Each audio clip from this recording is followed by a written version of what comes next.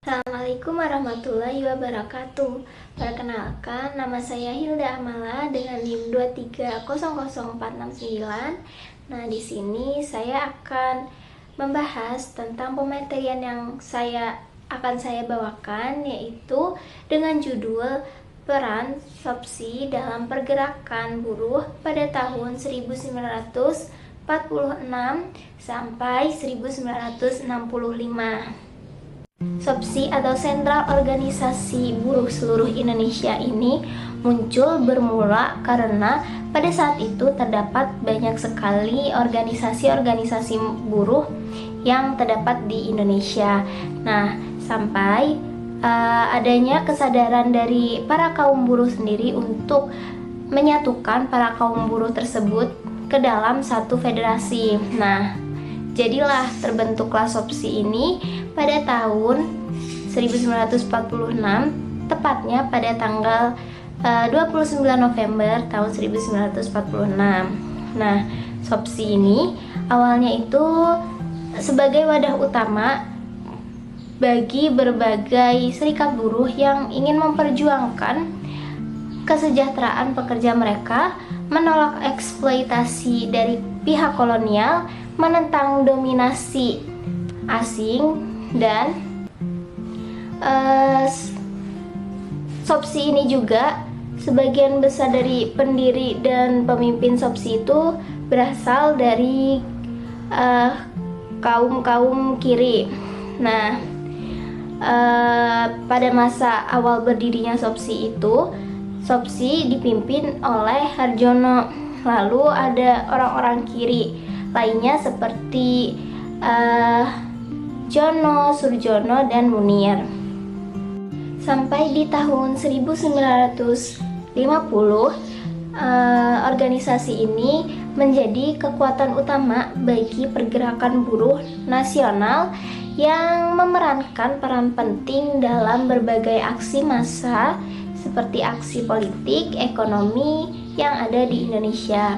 Nah, di masa ini juga SOPSI itu berhasil menghimpun jutaan orang dari berbagai sektor industri, perkebunan, pertambangan, hingga transportasi. Nah, organisasi SOPSI pada masa itu jumlah orangnya kisaran sebanyak 2,5 juta orang dari 34 serikat buruh yang ada di Indonesia pada masa itu. Nah, lalu ada juga beberapa penelitian yang mengatakan bahwa organisasi SOPSI ini itu adalah organisasi buruh terbesar yang ada di Indonesia. Salah satu gerakan terpenting yang dilakukan SOPSI itu adalah mendorong dan mengorganisasi aksi-aksi untuk menasionalisasikan perusahaan asing, khususnya milik Belanda dan milik Inggris, sebagai bentuk perjuangan dari anti-imperialisme dan anti-kapitalisme. Nah, SOPSI ini juga aktif melakukan mobilisasi massa yang digunakan untuk menduduki, menguasai, dan mengelola perusahaan-perusahaan asing yang dinilai dapat mengeksploitasi tenaga kerja Indonesia.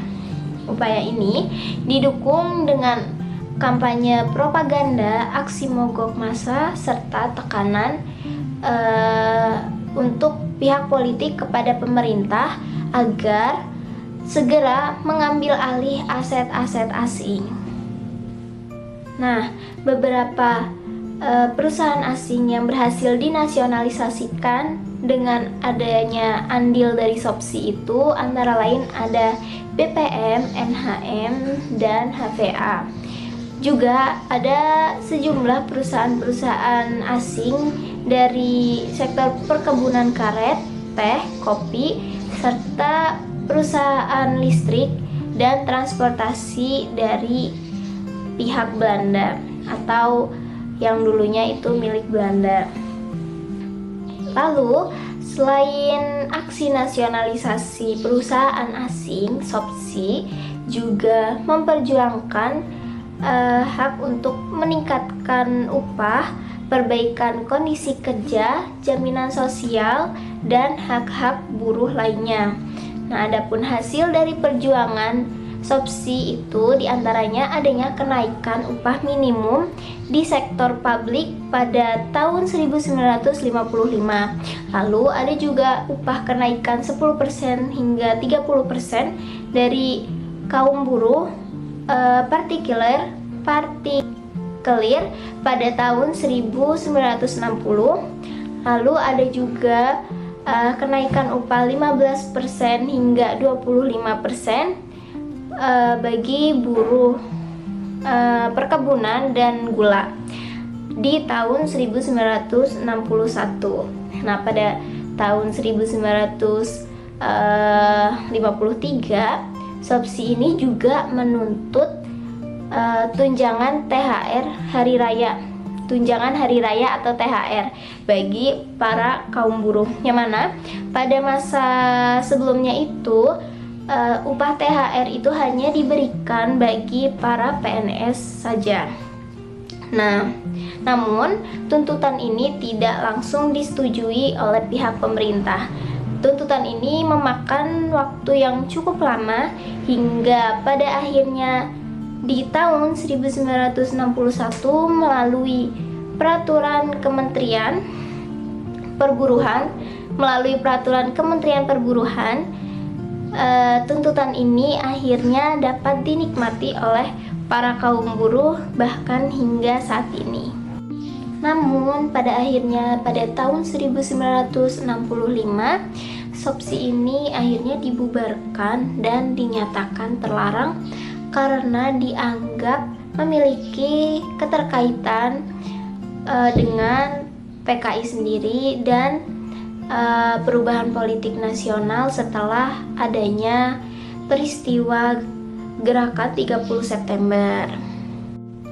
Adapun usaha-usaha yang pada awalnya dikelola dan diorganisir oleh para pihak buruh, pada masa ini diambil alih oleh para pihak militer untuk mengelola dan mengorganisasi perusahaan-perusahaan asing tersebut.